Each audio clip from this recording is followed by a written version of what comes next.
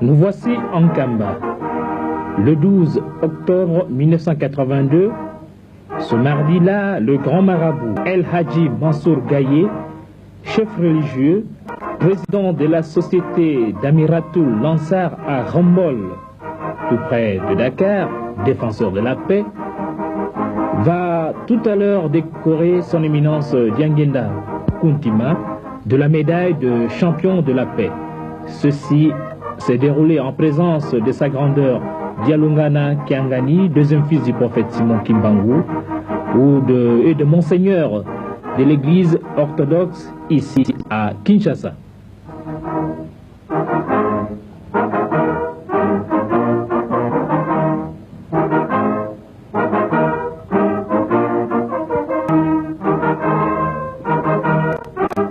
À la tribune d'honneur, nous voyons à droite du grand marabout sa grandeur Dialungana et à gauche son éminence Diangenda Kountima.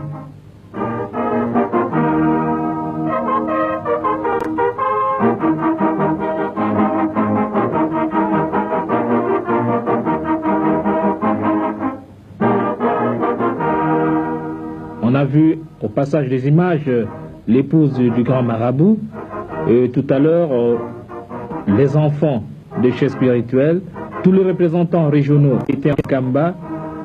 Sur les images aussi, à droite et à gauche, le secrétaire général, Maître Mbungu, et sur les images, le monseigneur de l'église orthodoxe ici à Kinshasa.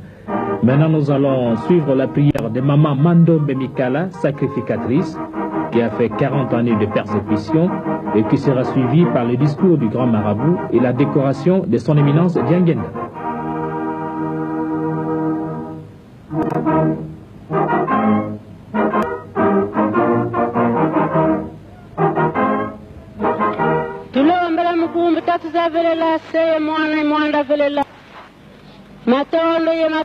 Matondo diaka kuna kwanene wa matondo munu kiaki entango yange taksi Simon Kimbangu yilungidi kadi wavai kiri muna boloko vokule difutu kadi akamu boloko ko muna kisavo ntango ifuene muvai kamu boloko baso da bele mkuntela kitu kiri kwani kwa ngolo mimbele buka kuenda nkutusavo mpangu mukunkuma kembe o tata nzambi wayiye kulamana mpasi yani kasobi ekuma kyanki wazaya wobo mono si sunde nzabubu kadikina kikafuluka yani bo mono nsundire nza beno kwanikatela manenti makansi beno mpelu luzinda la kaka yanda tata nzambi emfumoto Yesu kuto tata mwanda masemame mari wasunda nebuna wavoviladio baritambule nsendo ahu betompe tata dorokolo evuvu kieto tusidi sunda kakampe tusunda babana bana sisidi bafuntu kanga bene navo edyankutu kabavuka diako kumakyanki mioyo mieto batabilanga yeto masongisile nzila pasivo twasatambule nsendo wa moya mvu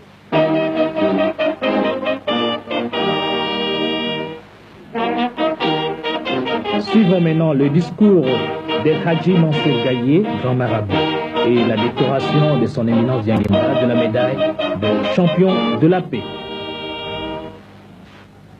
Wassalatu wassalam ala Rasulullah Muhammad sallallahu alayhi wa sallam. Sama bokki Kimbanguiste maa ngi leen di nuyu yéen ñépp. Frères kimbanguistes, je vous salue. maa ngi koy commencé ci sunu baay bi tëdd fale.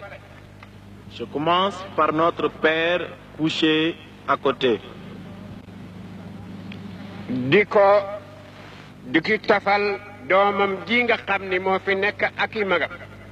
Ensuite, je salue son fils qui présente ici, ainsi que son grand frère. sama wax tey mënul gudd. Aujourd'hui, je n'aurai pas beaucoup à discourir. dama leen di yëgal ne rek ku deful dara kenn du la jox dara. Je vous fais savoir que celui qui ne fait rien n'obtient rien. ku ñëw ci place bii te amuloo benn xol bu añaan daa xam ni ku nekkul ci dara mënul li. Celui qui vient ici avec un esprit de jalousie ne peut pas savoir que celui qui est là ne peut faire que du bien. Médaille bi ma indi jox ko ko. La médaille que j'ai amenée pour lui offrir, def naa 37 fois état joxuma ko fa kenn. j'ai effectué un pèlerinage à travers 33 États et je ne l'ai pas encore offert à quelqu'un. du médaille it boo xam ni xaalis daf koy jox kenn.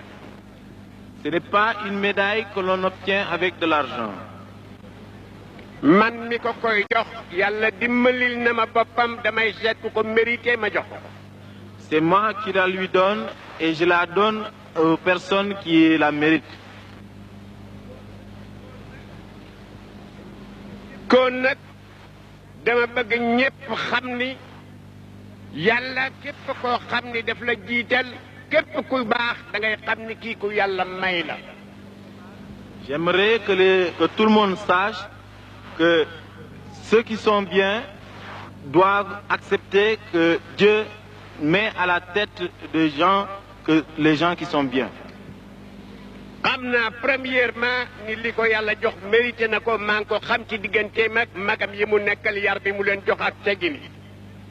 Je sais qu'il mérite ce que Dieu lui a donné parce que j'ai vu sa façon de vivre avec ses frères et ses disciples. Et dès qu'il y a la paix quelque part, tout le monde peut réclamer à Dieu, tout le monde peut solliciter Dieu et il satisfera. Je répète, maa ngi xam le ni kenn mënul dara loo xam ne yàlla andu ca.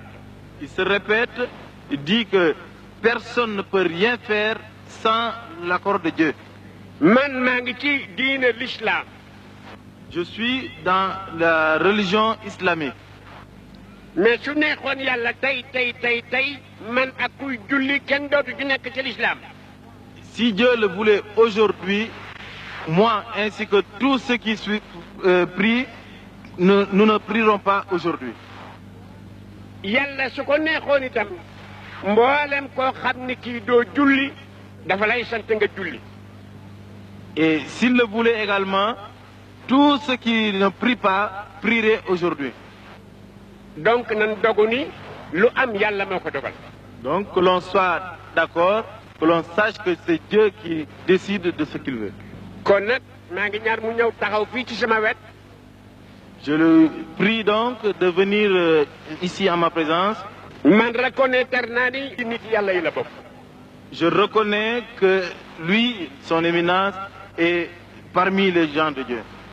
ak Ainsi que tous ceux qui comptent sur lui. maa ngi jóge baytilaayil aram jóge fa jar Maroc jóge fa dem Dakar ñëw fii dara indiwuma lu dul indil ko cër boobu.